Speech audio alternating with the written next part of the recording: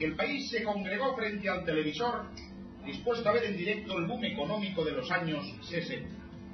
El hombre iba a la luna y después volvía el tío. En aquellos años, Federico García Lorca se convierte en una gloria patria. Los nuevos libros de texto lo ponían bien clarito. Federico García Lorca, escritor y poeta granadino, muerto por Dios y por España a manos de la canalla roja en un merendero de Navalcarnero tras una reyerta de invertidos.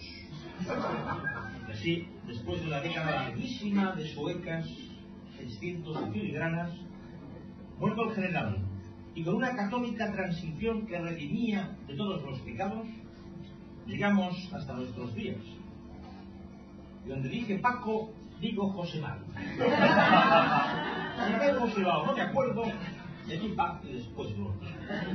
Es decir, un señor vasco asesina por H o por B a otro señor vasco para acabar con el Estado español. Es decir, unos señores españoles secuestran por error a un señor francés para acabar con el problema vasco. Es decir, que a Kennedy lo mató la Calebo Roca o en su defecto la Guerra Sucia. Mientras, los niños ya no saben si jugar con pistolas de agua o con cochecitos bomba. En tal panorama, los políticos acuerdan emitir el siguiente comunicado conjunto. Conjunto vacío. La banda está prácticamente desarticulada. Efectivamente, el ministro del Interior muestra a la prensa fotografías de las armas incautadas a la banda.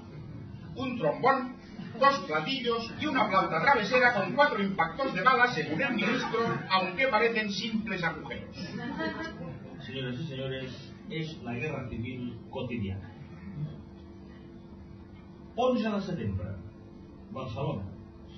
Las masas invaden las calles para celebrar una victoria. Grupos de ideología fascista causan destrozos en el mobiliario urbano. Queman banderas españolas y apedrean coches con matrícula de Madrid. 20 de noviembre, Madrid.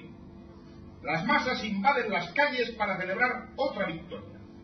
Grupos neoviolentos neonazis rompen los espejos del Callejón del Gato, queman banderas catalanas y apedrean coches con matrícula de Barcelona. Son los españoles neolíticos. 23 de mayo, Oviedo. Las masas invaden las calles para celebrar no se sabe qué, tras arrasar a la Unión Deportiva Las Palmas. Grupos de jóvenes violentos queman banderas españolas y catalanas. Apedrean coches con matrícula de Madrid, Barcelona y Las Palmas de Gran Canaria. 5 de junio de 1998, Granada. El presidente del gobierno de entonces declaraba: hoy todos nos llamamos Federico. Con lo cual piensa fusilarnos a todos, así que pasen 35 años. Las masas salen a la calle a tomar el préstamo. Julio de 1998, España. El rey declara: hoy todos nos llamamos Felipe Juan Froilán. El asunto se pone feo, pero que muy feo. Una minoría violenta de jóvenes ministros clama: la calle es mía. Las masas también son un clamor, pidiendo más escuelas gratuitas de fútbol.